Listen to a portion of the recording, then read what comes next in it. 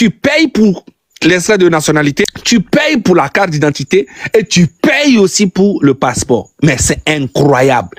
Tu payes pour tout et arrivé au service de passeport, ton extrait de naissance est là. Tu as ta carte d'identité, tu as ta nationalité. Arrivé au service de passeport, ils peuvent te dire non que il faut aller chercher ton extrait de naissance source numéro 1 ou bien ils vont créer une histoire. Même si tu es né à Djarakpanga, parce qu'il n'y a qu'un seul service de nationalité, c'est à Lomé.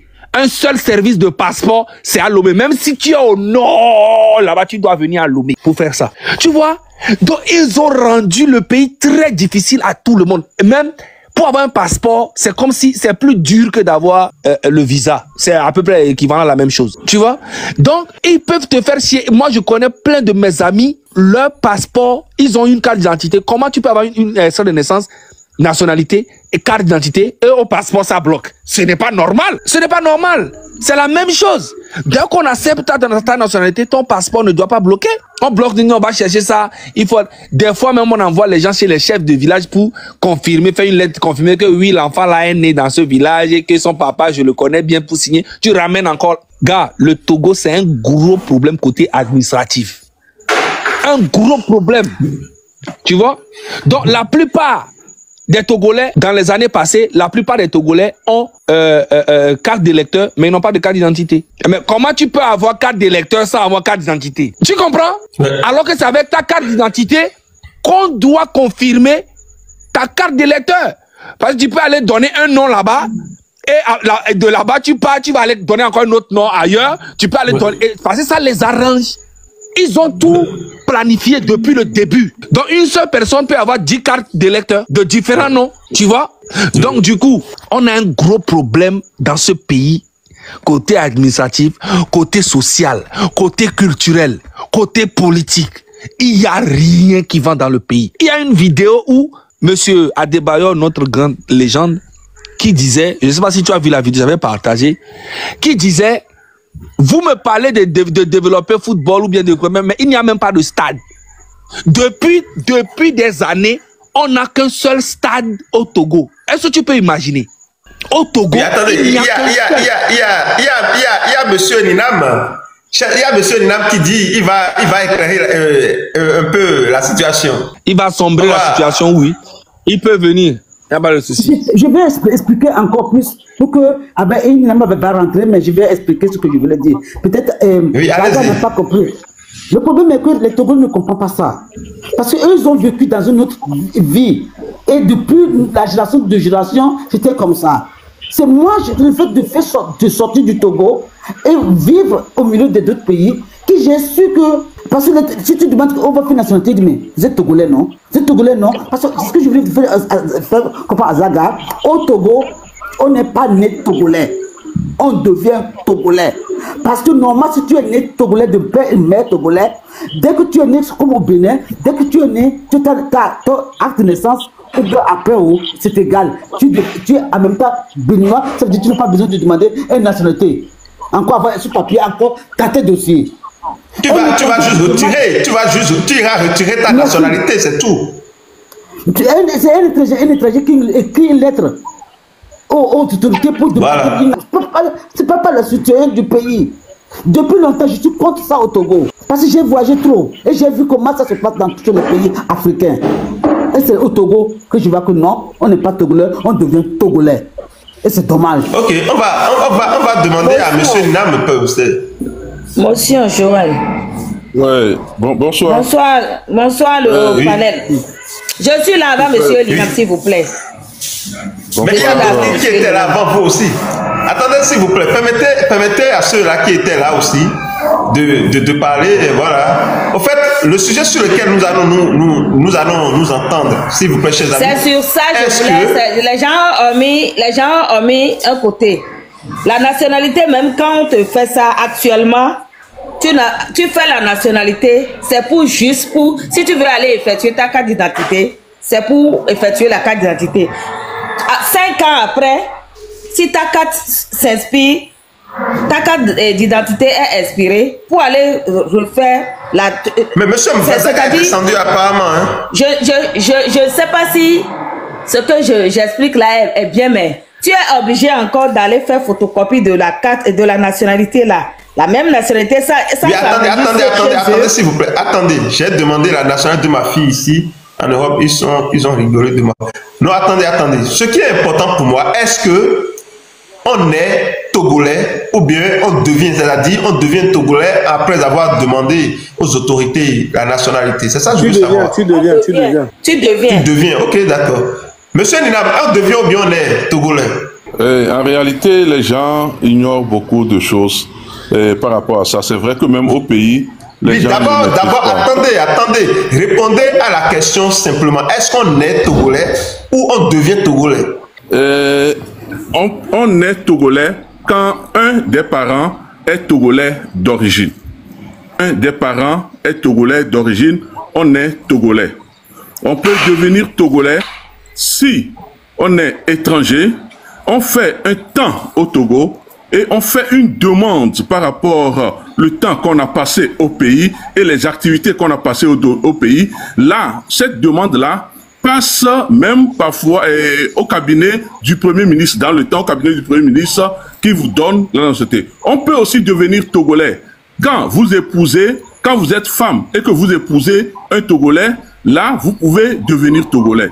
Mais a priori, on est Togolais à partir du moment où un de tes parents, et je veux dire le père ou la mère, pas forcément les deux, le père ou la mère est Togolais ou Togolaise, là, tu nais Togolais. Oui, mais okay, monsieur... Attendez. Non, monsieur, non, attends, je lui pose la... Non, s'il vous plaît, s'il vous plaît. Monsieur Miwasé, attendez. Madame Miwasé, attendez. Tu commences à mentir, c'est pas bon. Je vous en prie 2 secondes. Vous savez ce qu'on va faire. Vous savez ce qu'on va faire, monsieur Ninam, aujourd'hui. Laissez-le parler. Fermez tous vos micros, il finit et il va partir. Et non, là, c'est pas, on donne pas le temps. On décortique. Non, attendez. Au fait, s'il vous plaît, nous sommes, est-ce qu'on est, lorsque mon papa est Togolais, ou mon papa est Togolais, ma maman elle est Togolaise, est-ce que je nais Togolais ou bien après ma naissance, on va me demander la nationalité? Monsieur Ninam vient de dire que lorsque votre papa ou votre maman est Togolais ou Togolaise, vous naissez alors Togolais. Monsieur Zaga, allez-y, est-ce que vous êtes d'accord avec ce qu'il vient de dire? Non, en fait, monsieur Ninam, il ne répond jamais à la question. Tout ce que j'ai eu à dire, je dis, au Togo, il y a des gens qui sont nos parents, qui n'ont ni la nationalité, ni extrait de naissance, mais ce sont des Togolais. Tu comprends? Tu comprends ce que je dis? Maintenant, oui. Si au Togo, ton papa est né, il n'a pas d'extrait de naissance. Beaucoup, il y a ce problème. Ou soit il a extrait de naissance, mais il n'a jamais demandé à faire la nationalité. Écoute-moi bien. Donc si toi, ton papa est Togolais, ta maman, elle est Togolaise, tu es né, tes parents ont extrait de naissance, mais ils n'ont pas de nationalité parce qu'ils n'ont jamais fait. Et toi, tu es né. Est-ce que tu es Togolais ou tu n'es pas Togolais? Tu es Togolais, voilà. Tes parents sont Togolais. Oui, ok, d'accord. Vous savez, la question qu'il pose, elle est pertinente dès la mesure où, quand vous allez pour formaliser, quand on dit qu'on fait une demande, quand vous allez pour formaliser votre nationalité togolaise, forcément, on vous demande la nationalité de un de vos parents pour voir si vous êtes né togolais ou vous faites une demande. C'est-à-dire, c'est pour voir là où votre demande doit aller. Maintenant, si votre père n'a pas de nationalité togolaise, on vous demande alors, en ce moment, d'aller, le papa va faire ce que nous appelons un certificat d'origine. Le certificat d'origine, c'est quoi? Il est né dans un village. Et donc, dans le village, on produit l'arbre généalogique. Et dans l'arbre généalogique, on dit, le grand-père tel a donné naissance au père tel qui a donné naissance au fils tel. Et tomber sur ton parent.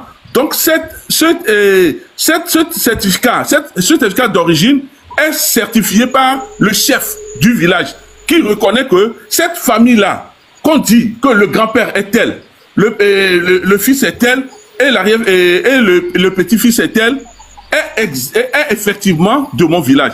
À partir de ce certificat d'origine, vous pouvez alors faire une demande c'est-à-dire ajouter à votre demande de nationalité et vous avez la nationalité. Mais les gens ne veulent pas le faire. Au fait, c'est ça le problème. Non, ce que j'aime là, ce que j'aime, il a dit tu fais la demande.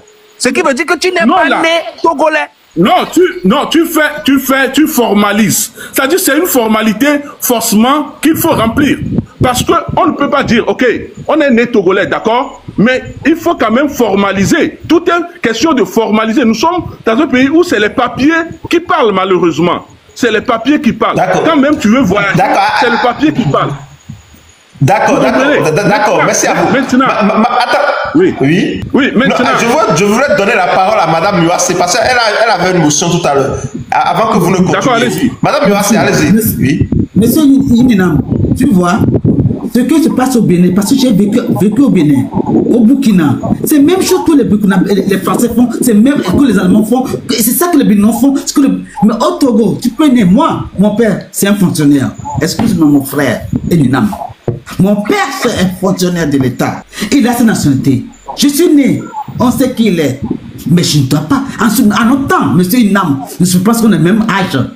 Tu dois avoir la nationalité. Pour pouvoir avoir la nationalité, tu dois avoir 18 ans. Ou bien, mon frère, dans le temps de Yadema. Non, je ne pense pas. Non, mais arrête là. Mon frère, arrête là. Arrête. Jusqu'à 9 ans aujourd'hui. Pardon, arrête de me tromper. Laisse-moi d'abord parler. Laisse-moi parler d'abord. Je termine d'abord. Tu parles. D'accord. Et le temps de Yadema, c'est à 18 ans qu'on a le droit de faire. Non. Laisse-moi terminer. Tu ne peux pas me dire non. C'est après que Fort est venu que moi, mon frère, c'est faux, là. Moi, j'ai vu ma nationalité au temps de Yadema. Je n'avais pas 18 ans.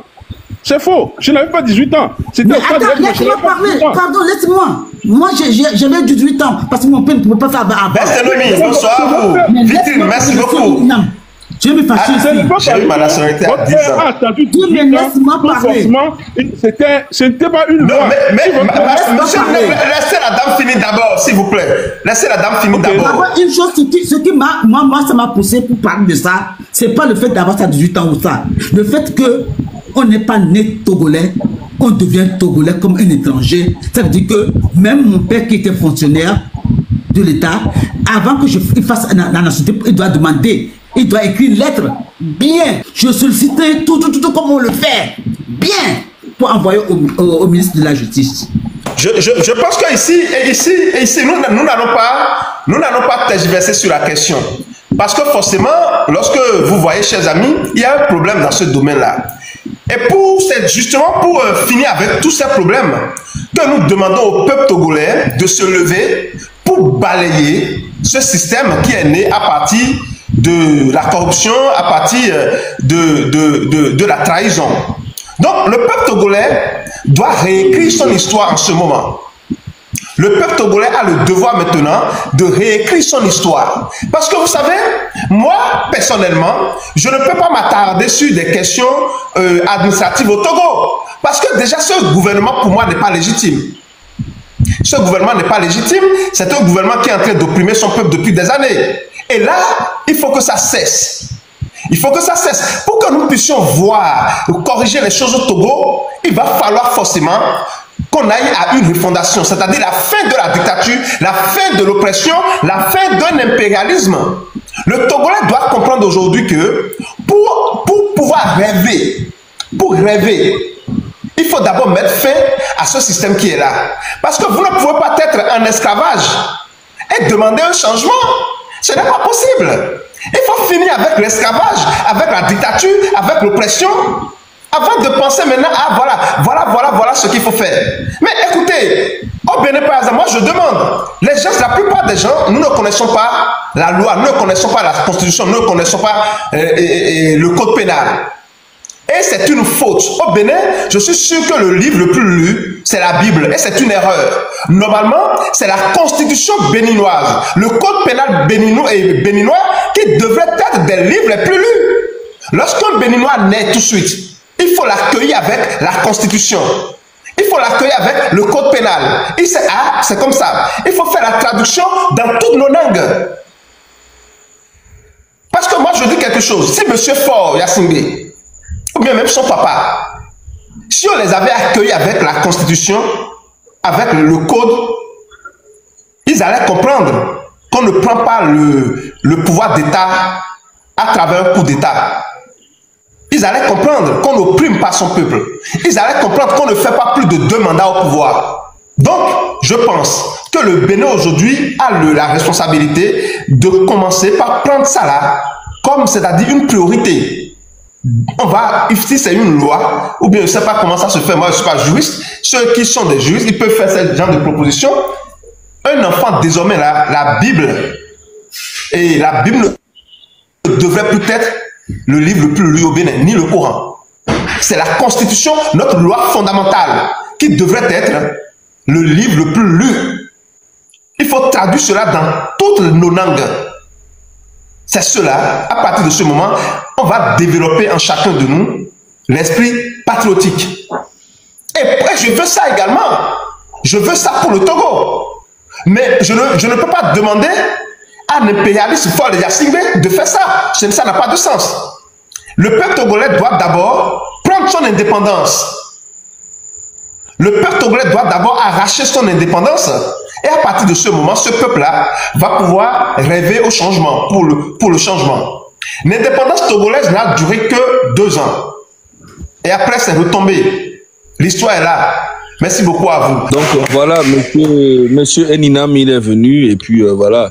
Il n'a pas expliqué, hein, il a plutôt confirmé que il faut faire une demande en tant que Togolais. Si tes parents, normalement, l'extrait de naissance déjà, c'est ça qui prouve que tu es Togolais. Parce que tes parents sont Togolais et nanani, et on te fait une demande, mais tu dois revenir faire, si tes parents n'ont pas fait la nationalité, nanani, nanana, bah, automatiquement, tu n'es pas Togolais, tu dois faire une demande de naturalisation et c'est eux qui vont prouver ça, ils vont te donner ça.